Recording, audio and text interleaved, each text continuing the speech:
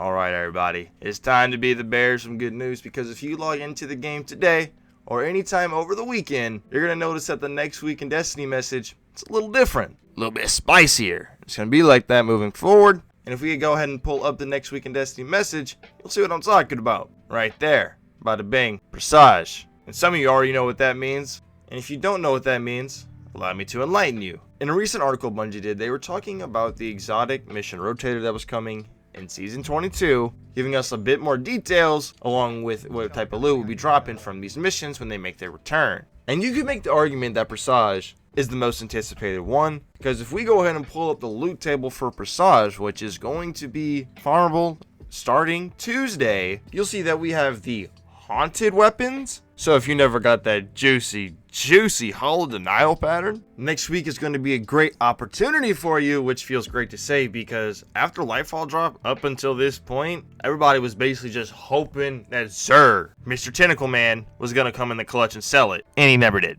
However, on Tuesday, that's going to be changing. Along with that, because we're also getting the juicy opulent weapons, a weapon that a lot of people don't have and really want the pattern for, that they're finally going to be able to go after starting on Tuesday. It's going to be none other than that Calus mini tool, the first incandescent SMG, 900 RPM. As soon as they bring a replacement in the bug out bag in Season 21 this season, they're going to bring back the Calus mini tool the following season. That is just hilarious in my opinion. Real quick, let me know down in the comments below if you need either of these guns or both of these guns, because it seems like these two are like the most sought after weapons from the Witch Queen era of seasons. But because Presage was part of Beyond Light, that is the actual expansion you're going to need in order to do this content, in case you just didn't have it. And if you don't, Instant Gaming's got you covered. Get your games and your DLC at a cheaper price. Some other notable weapons from this loot pool for Presage that I at least want to give some mentioning to. I still like the bump in the night, but the nerf to chill clip does hurt. The best role for this rocket launcher now is